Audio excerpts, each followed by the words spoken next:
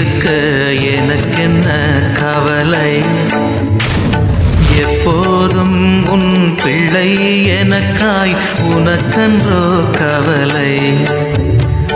இயேசுவுக்கு பிரியமான அன்பு இறை உறவுகளே, நண்பர்களே, இதோ சிறப்பாக இந்த புதிய நாளில் உங்களை சந்திப்பதில் மிகுந்த மகிழ்ச்சி. அன்புக்குரியவர்களே, இதோ இந்த புதிய நாளை உங்களுக்கும் சரி எனக்கும் சரி ஆண்டவர் ஒரு பெரிய ஆசீர்வாதம் நமக்கு கொடுத்திருக்கிறார். அப்படிப்பட்ட இறைவனுக்கு நன்றி கூறி இந்த நாளை தொடங்குவோம். இன்று சிறப்பாக சனிக்கிழமை அன்னை மரியாளுக்கு ஒப்பு கொடுக்கப்பட்ட நாள். எல்லா சனிக்கிழமைகளிலுமே அன்னை மரியாளுடைய பக்தி முயற்சியை வளர்ப்பதற்காக தாயாம் திரு அவையானது சனிக்கிழமை தோறும் அன்னை மரியாளை நினைக்க வேண்டும், அவர்களுக்கு வணக்கம் செலுத்த வேண்டும், அவர்கள் விரும்பிய காரியங்கள் நாம் செய்ய வேண்டும் என்றெல்லாம் வெளிப்படுத்துகிறது. எனவே நாம் ஜெபமாலை ஜெபிப்போம்.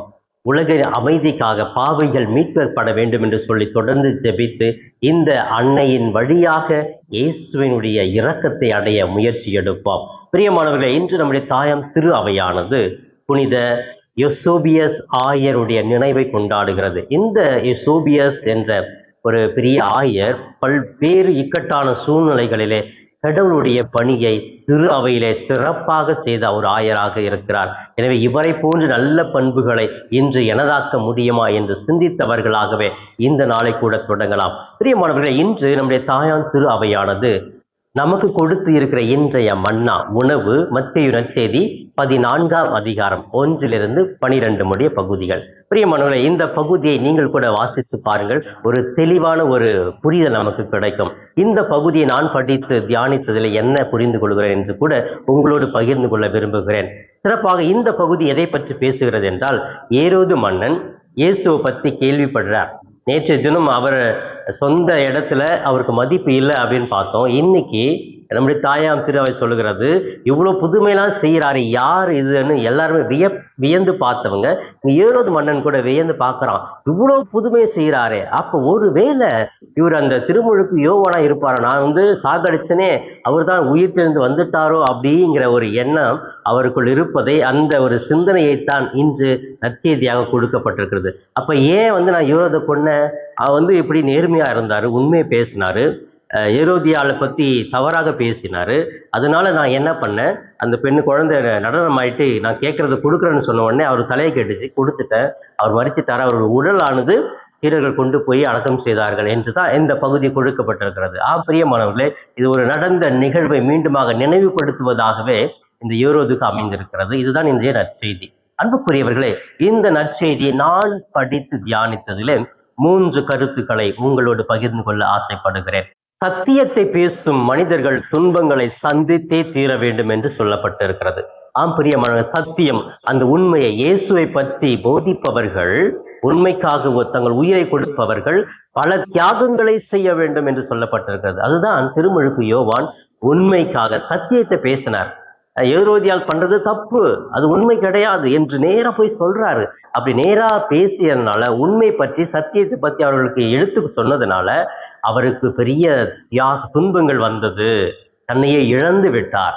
பிரியமானவர்களே, எந்த இடத்துல எல்லாம் சத்தியத்துக்காக நம்ம துணை நிற்கிறோமோ அந்த இடத்திலே நமக்கு பெரிய இழப்பு உண்டு என்ற ஒரு செய்தியை இந்த நற்செய்தி மூலமாக நாம் புரிந்து கொள்கிறோம். இரண்டாவதாக, அடக்கமில்லா ஆசை கொள்பவர்கள் நாசமாய் போவார்கள் என்று சொல்லப்பட்டிருக்கிறது.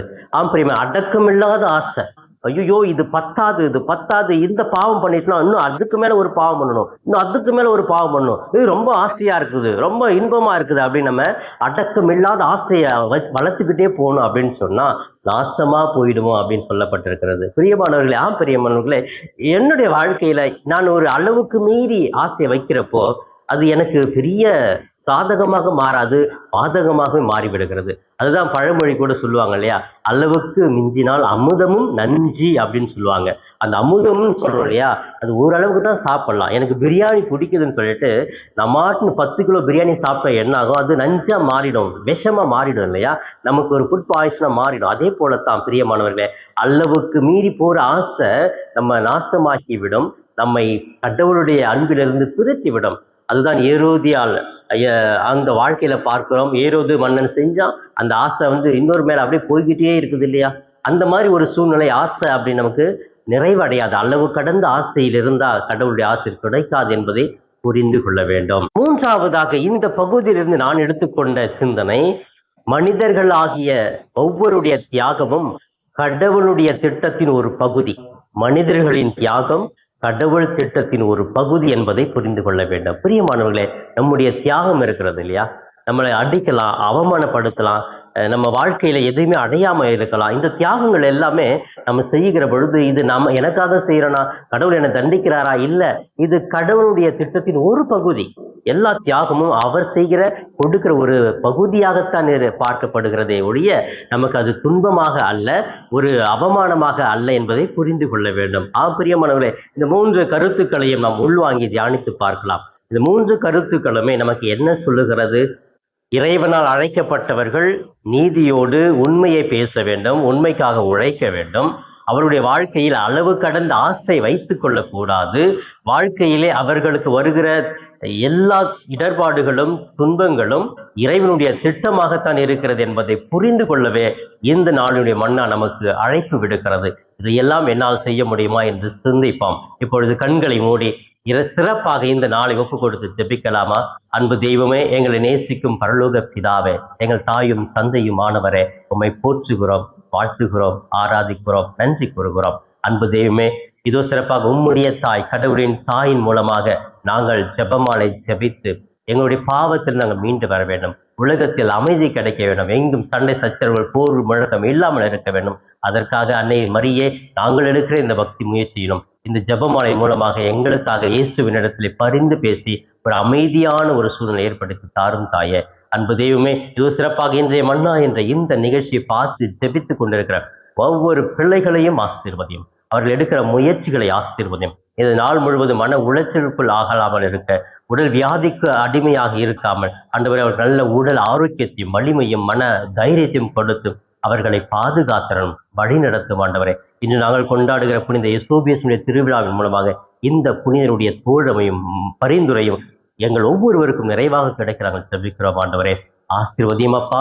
இந்த நாளை உமது பிரசன்னத்தாலே நாங்கள் தொடங்குகிறோம். உம்முடைய தூய ஆவியானவர் எங்களோடு இருந்து வழி நடத்தட்டும். எங்களுக்கு தேவையான அனைத்தையும் கொடுக்க, உற்சாகத்தோடு நாங்கள் வாழ, சுறுசுறுப்போடு இருக்க, சோர்வுகள் நீக்கப்பட, சாத்தானுடைய செயல்பாடுகள் எங்களை அணுகாமல் இருக்க கிருபை செய்வீராக.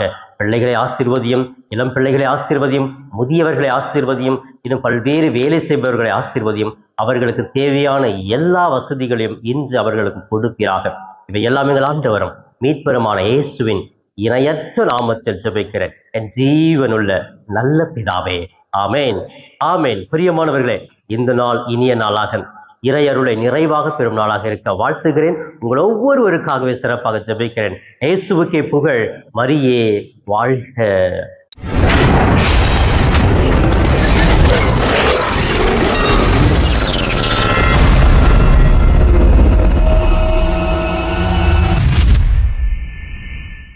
நண்பர்களே, இந்த காணொளியின் மூலமாக உங்களை சந்திப்பதில் மிகுந்த மகிழ்ச்சி. இந்த காணொளியை முழுமையாக பார்த்த உங்களை வாழ்த்துகிறேன். தொடர்ந்து ஃபாதர் தாஸ் கேப் யூடியூப் சேனலை பாருங்கள், ஜெபியுங்கள், இறைவன் மீது இருக்கிற நம்பிக்கையை ஆழப்படுத்துங்கள். உங்களுக்காக தொடர்ந்து ஜெபிக்கிறேன். இறை ஆசிர் என்றும் உங்களோடு இருக்கட்டும். இறைவனுடைய அமைதி உங்கள் உள்ளத்திலே குடிகொள்ளட்டும். உங்களுடைய குடும்பம் சமாதானத்தோடு வாழட்டும். நீங்கள் எடுக்கிற ஒவ்வொரு முயற்சிகளும் ஆசீர்வதிக்கப்பட நான் தொடர்ந்து ஜெபிக்கிறேன். தொடர்ந்து இந்த channel father Das cap YouTube சேனலை சப்ஸ்கிரைப் செய்துவிட்டு தொடர்ந்து வருகிற ஒவ்வொரு காணொளியும் பார்த்து இந்த யூடியூப் சேனலை தாங்கும்படி உங்களை பாசத்தோடு கேட்டுக்கொள்கிறேன். நன்றி.